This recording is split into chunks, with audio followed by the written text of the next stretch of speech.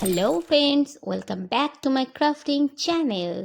চলো আজকে আর একটা মাছ শিখে নেওয়া যায় ওয়েস্ট ম্যাটেরিয়াল দিয়ে। বাড়িতে অনেকেরই অনুষ্ঠান থাকলে পরে আমাদের এরকম থালা বেঁচে যায়। সেই থালাগুলো একটা দুটো থাকলে আর কি করব, সেই থালাগুলো তো আর ফেলে দেওয়া যায় না।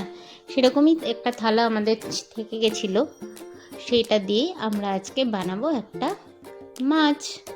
প্রথমে থালাটাকে রং করে নিলাম। উপরে যে প্লাস্টিকের কোটিংটা থাকে সেটা থাকতে কিছুটা থেকে গেছিলো বলে রংটা ঠিকঠাক ধরেছিল না বলে আর একবার রংটা করে নিতে হলো। এরপর একটা কার্টিজ পেপারকে থালার যে রাউন্ড বরাবর কেটে নেব। অর্ধেক দেখো ডি আকৃতির হয়েছে। এই ডি শেপের কেটে নিয়েছি, তার কারণ ওপরের পরটুকুনি ঢাকা পড়বে তাই। ওটার সাথেই একটা ইয়েলো কালারের পেপারটা, যেহেতু পাতলা আমি A4 সাইজের পেপার পেয়েছিলাম, তাই কার্টিজ পেপারটা মোটা হওয়ার জন্য ওটার ওপরে লাগিয়ে নিলাম। ওটার ওপর লাগিয়ে নিয়ে সেটাকে আবার ডিজাইন করে নেব। ডিজাইনটা যদি নিজে হাত দিয়ে করতে না পারো তাহলে এরকম একটা কাচের বোতল বসিয়ে এরকম রাউন্ড রাউন্ড ডিজাইন করে নিতে পারো। আমি মোটামুটি হাত দিয়েই পরে কেটে নিয়েছি।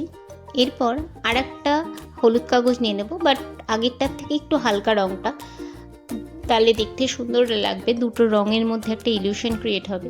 আর আমি আর একটা করেছিলাম, এই সেমভাবেই আর একটা কেটে নিয়েছিলাম, ওটা অরেঞ্জ কালার, ওটা এখানে দেখানো হয়নি।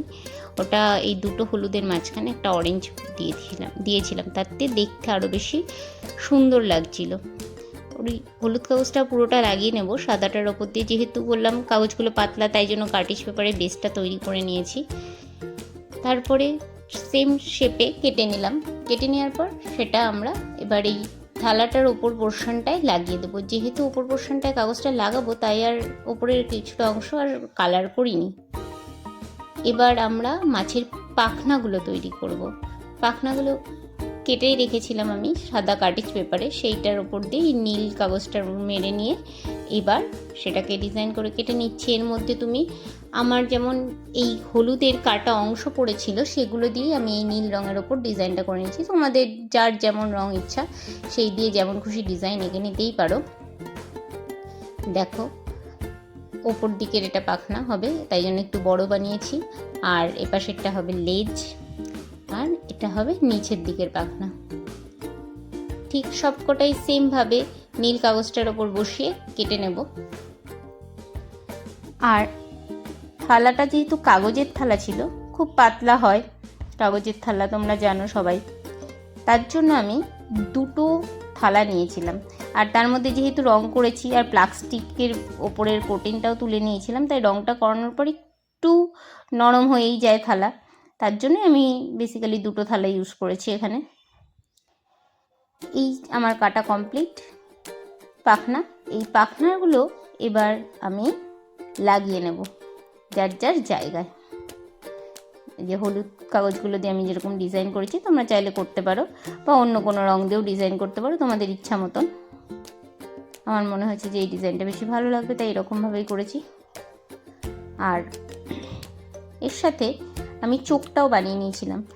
প্রথমে এই নীল কাগজটাই গোল করে কেটেছিলাম, তার উপরে একটা সাদা কাগজ, তার উপরে একটা কালো কাগজ এবং তার উপরে আবার আর একটা সাদা কাগজের পুঁটলি দিয়েছিলাম। এরকমভাবেই কাগজগুলো জোড়া লাগিয়ে একটা চোখ তৈরি করে নিয়েছিলাম। সেই চোখটাও আমরা লাগিয়ে দেব জায়গা মতন। দেখো সেট করে আগে দেখে নিচ্ছি ঠিকঠাক লাগছে কিনা দেখতে, এরপর আমরা আঠা দিয়ে জায়গা মতন লাগিয়ে দেব। লেজটা দুটো থালার মাঝখানে সেট করব। দুটো থালা নিয়েছি, এর জন্য দুটো থালার মাঝখানে সেট করব যাতে সেটটা খুব ভালো মতন হয়। কেমন লাগছে দেখো। এরপরে একটা, যেহেতু খুব ব্রাইট কালারগুলো, এটা বাচ্চাদের জন্য একটা, তাই জন্য এই ঠোঁটটাও আমার কাছে একটা পিঙ্ক কালার ছিল, সেটা দিয়ে বানিয়ে নিয়েছি। আর পেটে জায়গাটা খালি খালি লাগছিল, তাই কতগুলো ওই বেঁচে যাওয়া কাগজ দিয়েই হার্ট শেপ বানিয়ে সেগুলো লাগিয়ে দিচ্ছি। তোমরা বাড়িতে অবশ্যই চেষ্টা করতে পারো, সবার বাড়িতেই বেঁচে যাওয়া এরকম থালা থাকবে কম বেশি, অবশ্যই চেষ্টা করো।